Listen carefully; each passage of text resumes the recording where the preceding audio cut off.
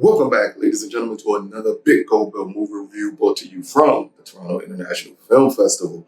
This film here is called Hedda. Here's a quick synopsis. Hedda Gabler finds herself torn between the lingering ache for a past love and the quiet suffocation of her present life. Over the course of one charged night, long repressed desires and hidden tensions erupt, pulling her and everyone around her into a spiral of manipulation, passion, and betrayal. And this is directed by Nina DaCosta and it stars Tessa Thompson. Now, Hedda Gabler is one of the oldest and most revered plays I want to say possibly ever written, especially outside of the William Shakespeare plays. So this was a daunting task whenever you heard that Nina DaCosta was going to take on an adaptation of Hedda. And it's because the way Hedda is presented, even in, I think this came out in like 1890, the play. So even at that point in time, it was more of a revolutionary stance that the play Hedda took for women and the empowerment of women. So you kind of wondered exactly what we would get out of this adaptation, especially in the time and day that we're in now. And what we get is, first we'll start with the most positive elements of it, and that is Tessa Thompson. Her performance as Hedda is immaculate in this film.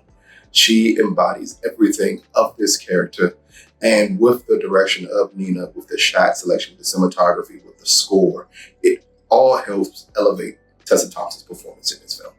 If you're here to see a great version of Hedda on screen from an actress who knows exactly how to portray this character with the boldness and voraciousness that's necessary for this movie to work in this time period, I don't think you could have, or anyone could have came up with a better actress than Tessa Thompson. But as we're introduced to the character of Hedda, we are introduced from the beginning of the film of her coming out of a lake with rocks in her pocket. And this is supposed to be possibly her attempt at being dramatic or unaliving herself. It's not very clear at the beginning exactly what's happening, but then we're introduced that she gets a call that her former lover is coming to her party, and then we see the grandness of it all comes out as Hedda's just recently married.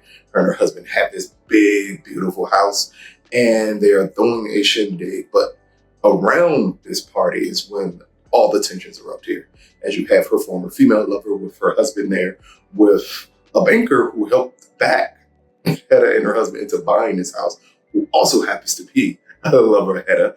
And then we get to see just how Tessa moved around as Hedda and in this room, in this group of people. And I think this is the most fascinating part of this film. And I know it sounds weird that I'm focusing strictly on Tessa Thompson. The reason is, to me, that is the pinpoint of the film. That is the main crux of the film. I am not overly a fan of the supporting cast for most of this film, but to me, it's Tessa that sticks out the most, and it's Tessa who puts on the performance that kind of makes you push through the rest of the movies. And that's why I say we start off positive first.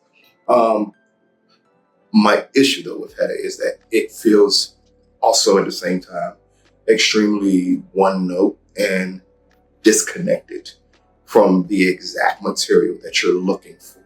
If you are someone who knows or has seen the play Hedda multiple times, I would say this adaptation of it is not the truest form that you're going to enjoy to see.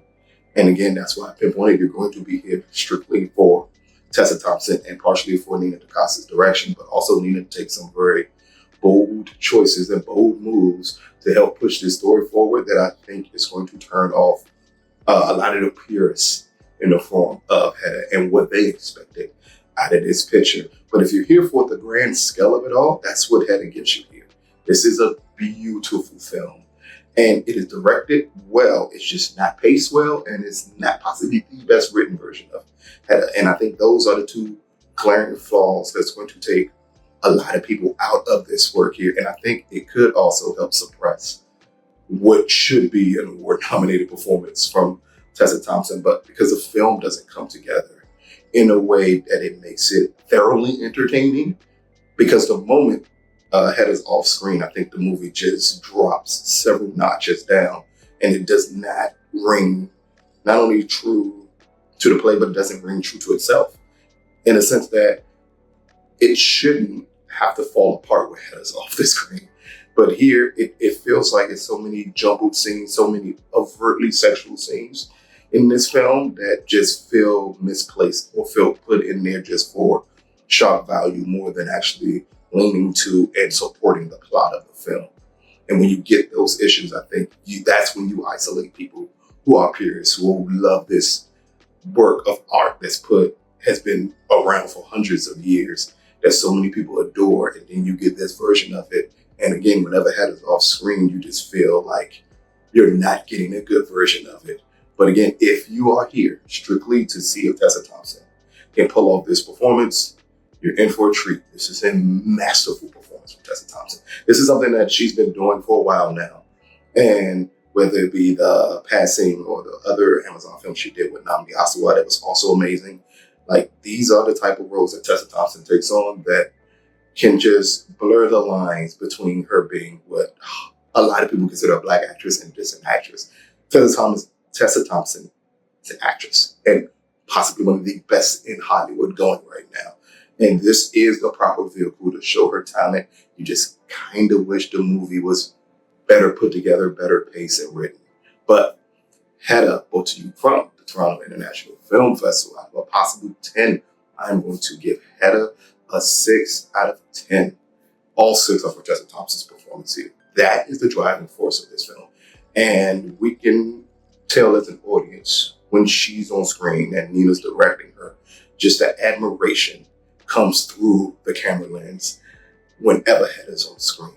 And that is what you wish the rest of the movie was. But the moment she's off screen, it almost feels like, even in the form of direction, that you're rushing to get back to Hedda, because none of the rest of these people really matter. As weird and crazy of a party that is thrown this one night, which is the crux of the entire story, it just feels so mild and dull whenever Hedda's not on screen. And I think that is going to be the biggest issue for a lot of people with this film, is that once you remove Tessa Thompson, the movie just falls notches down and is no longer enjoyable until she reappears again.